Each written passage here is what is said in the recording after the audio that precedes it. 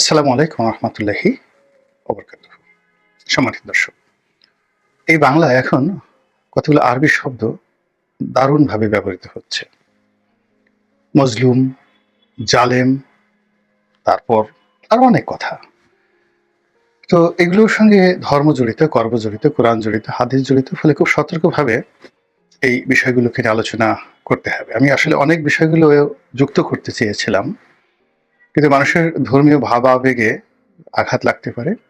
এজন্য এই কথাগুলো বলছি না। এর কারণ হলো, আপনাদের অনেকেরই মনে আছে যে মাওলানা দেলোয়ার হোসেন সাঈদী তার যে বিখ্যাত একটি কৌতুক, একটি শায়ের, সেটি হলো এ হাল তেরা চাল হ্যায় মকসুদ তেরা মাল হ্যায় লাখো কো আন্ধা কর দিয়া। অর্থাৎ তুমি যে যা কিছু করছো, সেটা দাড়ি বলো, টুপি বলো, গেরুয়া বলো, মানে এই হাল, একটা সুরত তুমি ধরেছ, এটা মানুষকে বেকুব বানানোর জন্য, এবং মানুষকে বেকুব বানিয়ে তার কাছ থেকে অর্থ রোজগার করাই হলো তোমার মূল ধান্দা। এটা হলো ওনার শায়ের, কবিতা। আর উনি আরেকটা কৌতুক বলতেন। কৌতুকটা হলো যে আরব দেশের কৌতুক। তো দুই অলস তারা সিদ্ধান্ত নিয়েছে তারা কোনো কিছু করবে না এবং নিজের হাত দিয়ে কোনো কিছু করবে না, আল্লাহ তাদেরকে খাইয়ে দেবে। এর কারণ হলো তারা, যাকে বলা হয়, খুব ধর্মকর্ম করে। তো তাদের একটা বিশ্বাস যে তারা শুয়ে বসে থাকলে আল্লাহ উপর থেকে খাবার দিবে। যাই হোক, যেমন কথা তেমন কাজ। তারা গিয়ে একটা খেজুর বাগানে শুয়ে পড়ল। এখন দিনের পর দিন তারা না খেয়ে আছে। ওদিকে গাছ থেকে পাকা খেজুর তাদের চারিদিক থেকে বা চারিদিকে জমা হয়েছে। এখন কেউ আসে না, কোনো ফেরেশতা আসে না, কেউ আসে না।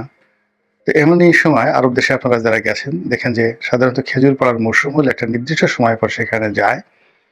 এর আগে সাধারণত এই, এখন অনেকে পানি ঠানি দেয় বা ই করে, বাট আগে এভাবে তদারকি হয়তো হতো না। এনিওয়ে, গল্পের মতোই বলতে হয়। দেখলাম একজন লোক সেখান থেকে যাচ্ছে, তো সেই দুই অলস তারা চিৎকার করে বলছে যে এই দুনিয়ার কি হলো, মানুষ কি কাজকর্ম সব ছেড়ে দিল নাকি? তারপর তাদের শরীরে কি কোনো মায়া দয়া নেই? আমরা এই দুইজন মানুষ গাছতলায় শুয়ে আছি, ক্ষুধার্ত ক্লান্ত, আমাদের চারিদিকে এত খেজুর পড়ে আছে। তো একজন লোক, কারো মনে একটু দয়া হইল না একটা খেজুর তুলে আমাদের মুখে এটা তারা যেন তুলে দেয় এবং আমাদের এই ক্ষুধার বৃত্তি যেন নষ্ট হয়। এমন দয়া মায়ালা মানুষ কি পৃথিবীতে নাই? আর এই যে এতদিন যাবত এই খেজুরগুলো পড়ছে, এই খেজুরগুলোকে তোলার মতো কি মানুষের কাজ করার কোনো সামর্থ্য নেই? এই এটা কৌতুক আর কি। এটা বললাম এই কারণে যে এখন এই সময়টিতে দেখবেন যে ইসলামপন্থী, ধর্মপন্থী তাদের নিদারুণ তৎপরতা। ইসলামপন্থী বলতে শিয়া বলেন, সুন্নি বলেন, তারপরে তাবলিগি বলেন, জামাতি বলেন, ওহাবি বলেন, হেফাজতি বলেন, তারপরে আব্বাসি বলেন, তাহিরি বলেন, সবাই যার যার অবস্থানে একেবারে বাক শক্তির সর্বোচ্চ তারা ব্যবহার করে মাঠে ময়দানে একেবারে ওয়াজের বন্যা বয়ে দিচ্ছে। তাদের সঙ্গে পাল্লা দিয়ে ইসকন প্রভু, চিন্ময় প্রভু, হিন্দুদের আরো অনেকগুলো গ্রুপ উপগ্রুপ রয়েছে তারা, খ্রিস্টানদের বেশ কয়েকটি গ্রুপ উপগ্রুপ রয়েছে তারা, এবং পার্বত্য এলাকাগুলোতে বৌদ্ধরা, তারা একেবারে কোমরে গামছা বেঁধে গণতন্ত্র প্রতিষ্ঠার জন্য মাঠে নেমেছে এবং সবাই নিজেদেরকে সংখ্যালঘু দাবি করে, নিজেদেরকে মজলুম দাবি করে প্রতিপক্ষকে জাহেল বা জুলুম বাজ হিসাবে বলার চেষ্টা করছে। তো এটা নিয়েই মূলত যে বক্তব্যটি শুরু হয়েছিল জাহেল নিয়ে, সেটা জামাত ইসলামের আমির জনাব, যাকে বলা হয় ডক্টর শফিকুর রহমান, তিনি প্রথম বললেন যে এক জালিম চলে গেছে, আর এক জালিমকে আমরা কোনো অবস্থাতেই ক্ষমতায় আসতে দেব না। এখন লোকজন সবাই তালাশ শুরু করলো, কে জালিম, কাকে বললেন তিনি, তারপর এই সমস্ত কথা কি, এক জালিম চলে গেছে আর এক জালিম এসেছে, তো তিনি কি ডক্টর ইউনূসকে জালিম বললেন? তিনি কি সেনাবাহিনীকে জালিম বলছিলেন? নাকি তিনি বিএনপিকে জালিম বললেন, এই সমস্ত নিয়ে বেশ কয়েকদিন উথাল পাথাল। সঙ্গত কারণে বিএনপি যারা লোকজন তারা ধরে নিল আমাদের কি বলেছে। এর কারণ হলো এখন যে ক্ষমতার যে প্রক্রিয়া, এটা সবাই জানে যে এখানে যারা আছেন তারা সবাই ট্রানজিশনাল। সেটা ডক্টর মোহাম্মদ ইউনূসের সরকার হোক কিংবা ওনার পরিবর্তে যদি অন্য কোনো অন্তর্বর্তীকালীন সরকার আসে, কিংবা অনেকে যে আতঙ্ক ছড়িয়ে ছিল যে বাংলাদেশে যে কোনো মুহূর্তে আসতে পারে আপনার সামরিক শাসন।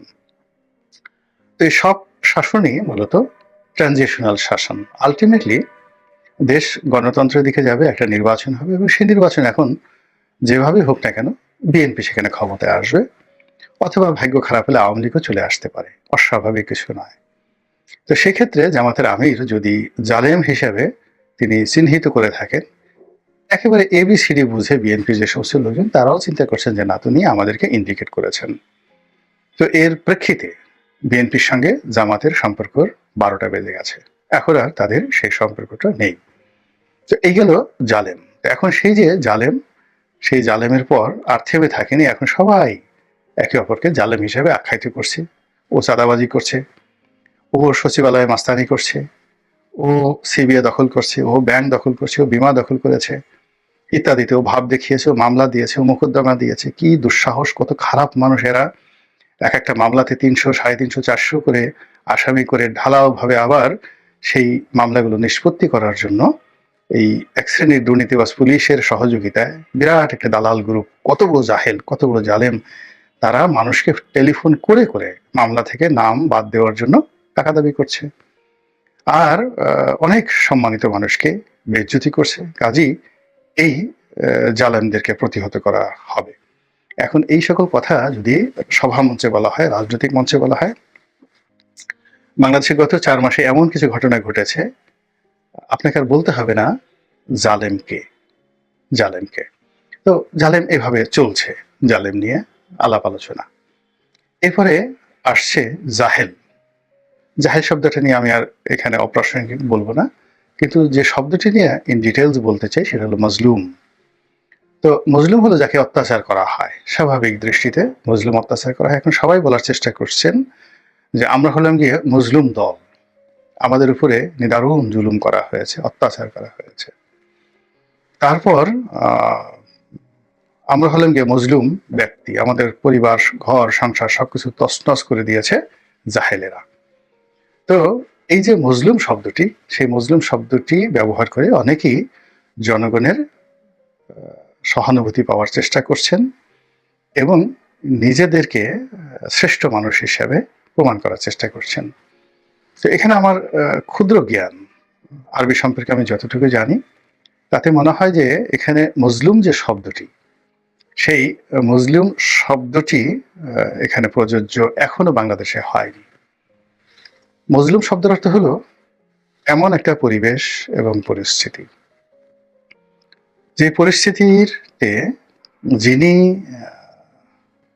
অত্যাচারের শিকার হবেন, ওই সময়টিতে তার আর কোনো আশ্রয় থাকে না, বিকল্প পথ থাকে না, বিকল্প পথ থাকে না। সে দুনিয়ার সমস্ত আশ্রয়কে ভুলে যায়।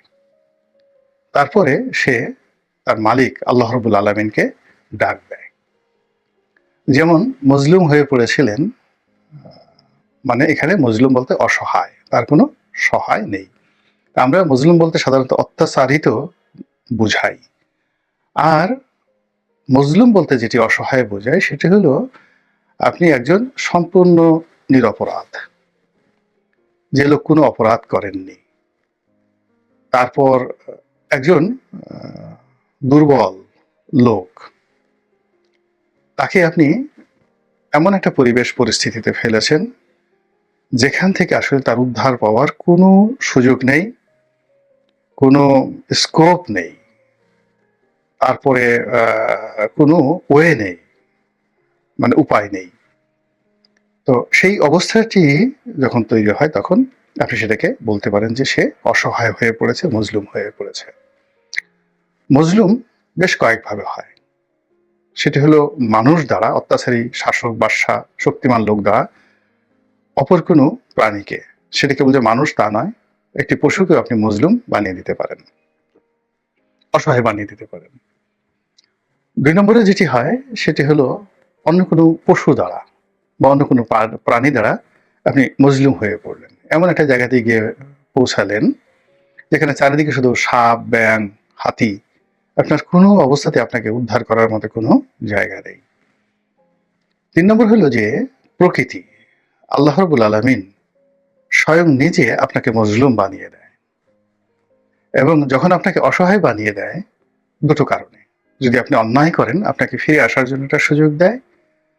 আর যদি আপনি আল্লাহর খুব কাছের বান্দা হন তাহলে আল্লাহর প্রতি আপনার কতটা আ ভরসা রয়েছে সেটা প্রমাণের জন্য। যেমন হযরত ইউনূস আলাইহিস সালাম এবং হযরত ইব্রাহিম আলাইহিস সালাম তাদের জীবনের যে ঘটনা, তারা যে মজলুম হয়ে পড়েছিলেন, এটি আল্লাহর পক্ষ থেকে একটা পরীক্ষা ছিল।